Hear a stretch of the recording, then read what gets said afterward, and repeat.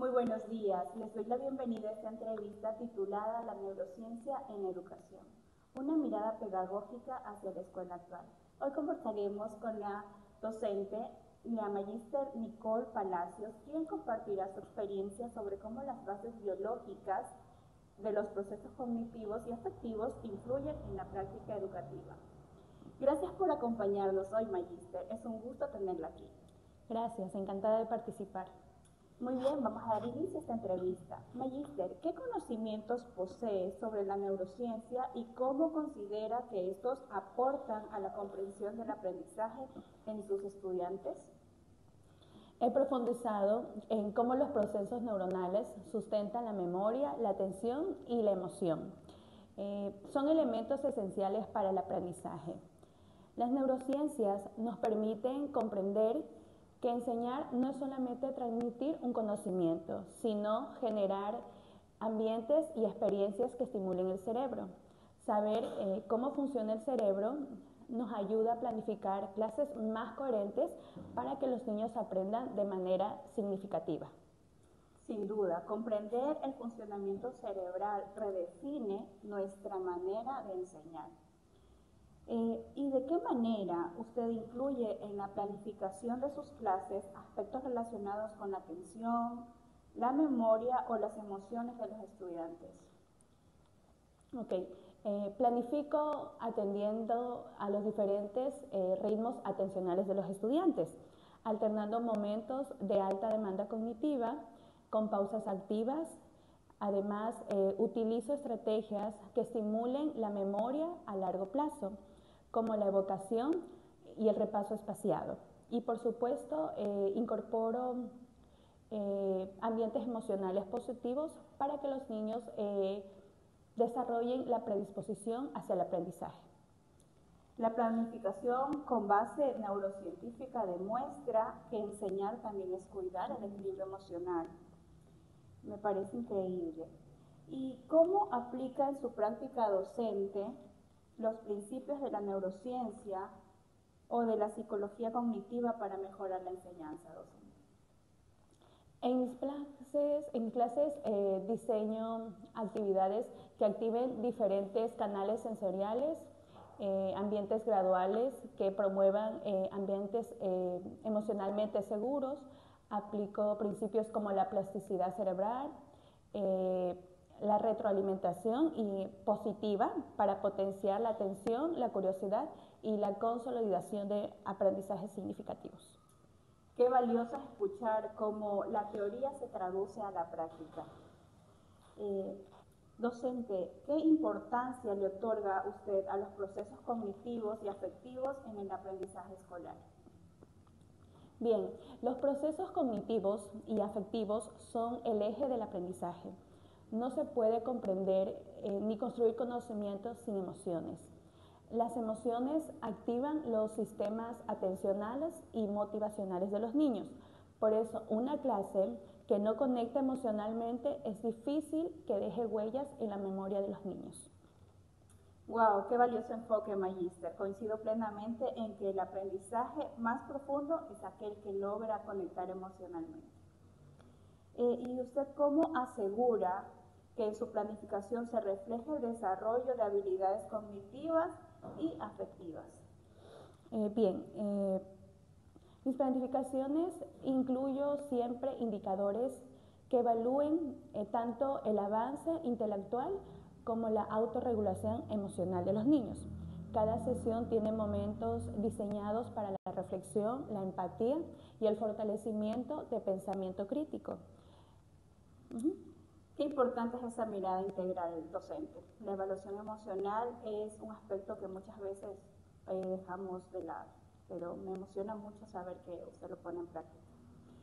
¿Qué estrategias usted utiliza para estimular el pensamiento, la atención y las emociones positivas de sus estudiantes?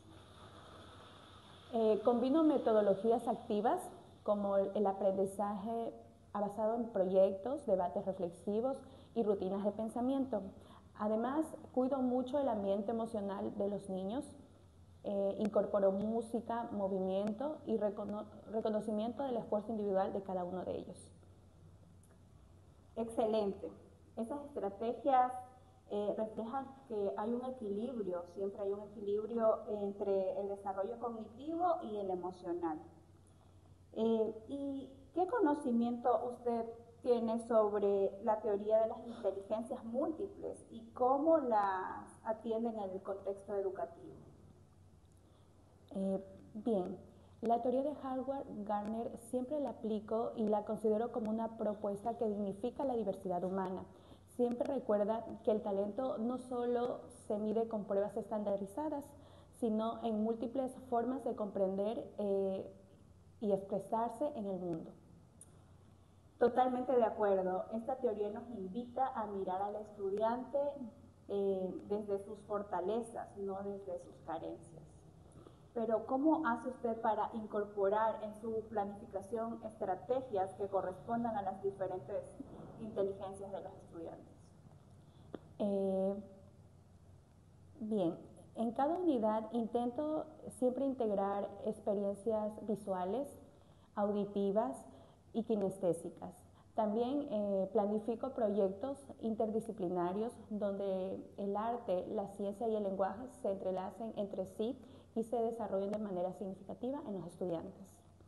Maravilloso enfoque. Estas conexiones interdisciplinarias estimulan el cerebro y van a fomentar muchísimo la creatividad. ¿Y de qué manera usted promueve el desarrollo de las distintas inteligencias en sus clases? Varío las actividades para atender diferentes estímulos. Uso dramatizaciones, retos matemáticos, análisis visuales y producción musical. Esto permite que cada niño encuentre una vía auténtica para demostrar lo que siente y lo que sabe. Qué inspirador.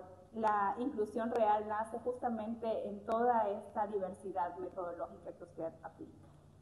¿Qué papel considera que juegan las emociones en el proceso de aprendizaje de sus estudiantes? Bien, las emociones son el punto de partida del aprendizaje. Una emoción positiva activa la atención y la memoria, mientras que una negativa puede bloquear totalmente la comprensión. Por eso en el aula siempre es importante ambientar el aula de manera segura, que los niños se sientan siempre emocionalmente libres de expresar lo que sienten. Sin duda, Magíster, una aula emocionalmente segura siempre va a ser un terreno fértil para que los estudiantes puedan aprender. ¿Y usted cómo integra esta educación emocional en la planificación de sus clases? Incorporo objetivos específicos de empatía, de autoestima y autorregulación emocional. Además, incluyo también momentos reflexivos donde los niños puedan representar sus emociones a través del arte, de la escritura y, por qué no, del lenguaje. Bellísimo, Magíster. El arte siempre será una vía poderosa para transformar las emociones en aprendizaje.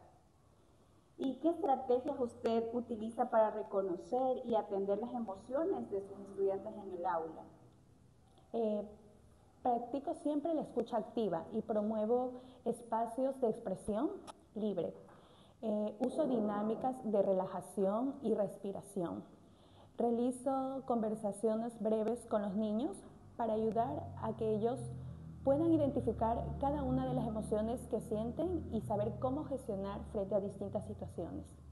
Qué importante, Magíster, qué importante es esta gestión emocional, porque sin equilibrio efectivo es imposible aprender.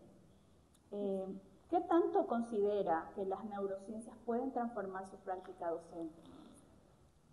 Bien, considero que muchísimo.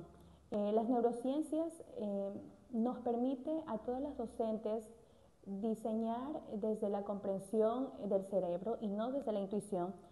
Gracias a ellas comprendemos cómo se consolidan los aprendizajes de los niños y cómo las emociones potencian ese aprendizaje.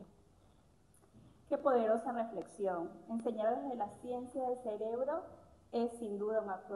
¿Por qué considera importante capacitarse continuamente en temas de neuroeducación y psicología del aprendizaje?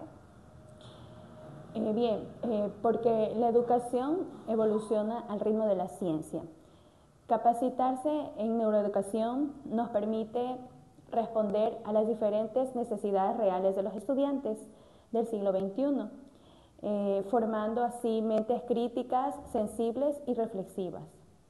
Así es, Magíster. La actualización docente es una clave para una educación viva. ¿Cómo usted aplicaría lo aprendido en un curso de neuroeducación dentro de su clase? Aplicaría estrategias basadas en la plasticidad cerebral, promoviendo así el entornos ricos en estímulos y experiencias multisensoriales. Además, diseñaría clases que fortalezcan siempre la atención, la memoria y la emoción positiva de los estudiantes.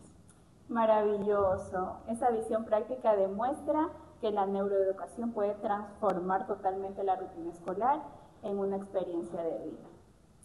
Me ha parecido tan enriquecedora esta entrevista, Magíster. Conversar con usted deja como evidencia que la neuroeducación no solamente es una tendencia, es una necesidad de la escuela actual. Es la mirada integral que demuestra cómo los procesos cognitivos y afectivos pueden unirse armónicamente para generar este aprendizaje significativo.